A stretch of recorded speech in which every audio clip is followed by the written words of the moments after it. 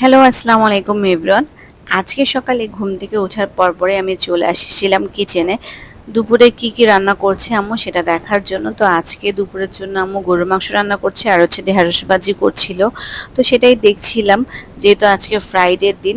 এদিকে হচ্ছে ওয়াফিয়ার অনেক কান্নার আওয়াজ শোনা যাচ্ছিল। পরে গিয়ে দেখি জানলা দিয়ে ওই যে আমাদের এলাকায় ছোটখাটো নাকি একটা মেলা হচ্ছে, আর ওইটার মধ্যে বাচ্চাদের খেলাধুলা করার জন্য 2-3টা রাইডের মতো এনেছে। সেটা দেখে সেও বায়না শুরু করে দিয়েছে, সেও সেখানে যেতে চায়। কোনোভাবেই তাকে কনভিন্স করতে পারলাম না।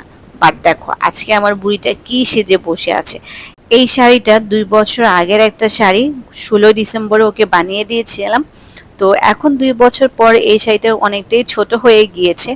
সে এই শাড়িটা পরেই সেই মেলাতে যেতে চায়। তাকে কোনোভাবেই আমি কনভিন্সই করতে পারলাম না টি শার্ট আর প্যান্ট পরার জন্য। কি করব? ঠোঁটে দিয়ে দাও লিপস্টিক। লিপস্টিক দিবে? হ্যাঁ, কেন এইটার সাথে তো লিপস্টিক দিতে হয় না? দিতে হয়? হ্যাঁ, কে বলছে তোমাকে লিপস্টিক দিতে হয়? এই কালারের লিপস্টিক দিতে হয় না, দেখো শাড়িটা মিলে। শাড়ির সাথে ম্যাচিং করে? বাবা, তুমি কি বুঝো ম্যাচিং কি জিনিস? দাও, দিয়ে দিচ্ছি। মেয়েটা আমার এত সাজুগুজু করার পাগল হয়ে গিয়েছে যে ইভেন আমিও যখন হচ্ছে কোথাও যাই মেকআপ টেকআপ করি, তখন সে আমায় কোনটার পর কোনটা দেই প্রতিটা স্টেপ অনেক মনোযোগ সহকারে ফলো করে। ইভেন ওকে প্রতিটা স্টেপ আমাকে দিয়ে দিতে হবে, না হলেই তো কান্নাকাটি শুরু করে দিবে। ওকে পচা দেখা যায়, ওকে ভালো লাগে না, এটার সাথে এটা মিলিয়ে পড়তে হয়, ওইটা পড়তে হয়, তুমিও তো পড়ছো, দেখো তোমাকে কত বিউটিফুল লাগছে, আমাকে কত আগলি লাগছে। হাজারটা প্রশ্ন করবে, হাজারটা এক্সকিউজ দিবে। তারপরে হচ্ছে ফাইনালি ওকে যদি ফুললি রেডি করে দেই, তারপরে সে অনেক অনেক খুশি। তার দেখো লিপস্টিক দেওয়ার স্টাইল দেখেই তোমরা বুঝতে পারবা যে সে কতটা পেকে গেছে। যাই হোক, মেয়েরা আসলে ছোটবেলা থেকে অনেক সাজুগুজুর পাগল হয়। সো ওয়াফিয়াকে তো রেডি করে দিয়েছি, এখন হচ্ছে আমি জাস্ট একটা জামা আর হালকা লিপস্টিক দিয়েই হচ্ছে চলে যাব, যেহেতু কাছেই। হ্যালো এভরিওয়ান, ওয়েট, তারা কি করতেছ? সো নতুন আইটি ব্লগ নিয়ে চলে এসেছি আবারও। তো আজকে ওয়াফিয়া কোথায় যাচ্ছে? ঘুরতে ঘুরতে।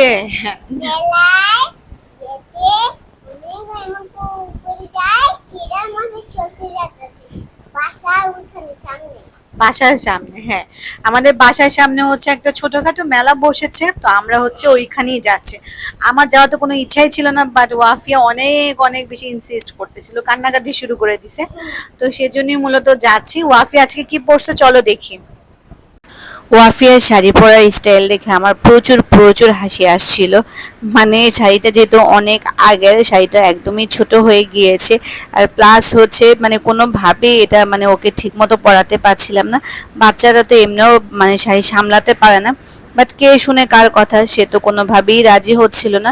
এদিকে হচ্ছে আম্মুও হচ্ছে একটা খিমার পরে নিয়েছিল, যেহেতু বাসার কাছেই যাব।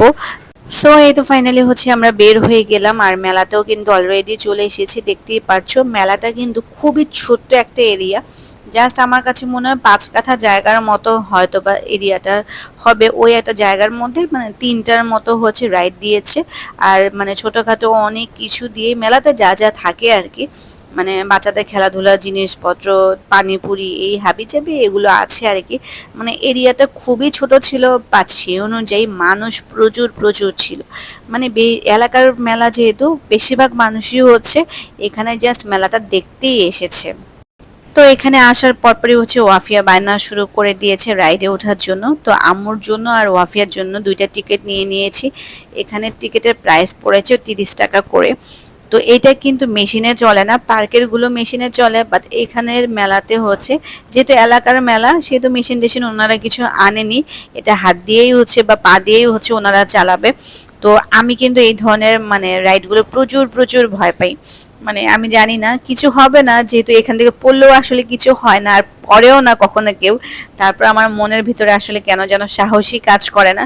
তাই আম্মুকে উঠাইছি ওয়াফিয়ার সাথে, আর আমি এখানে দাঁড়িয়ে দাঁড়িয়ে দেখছিলাম।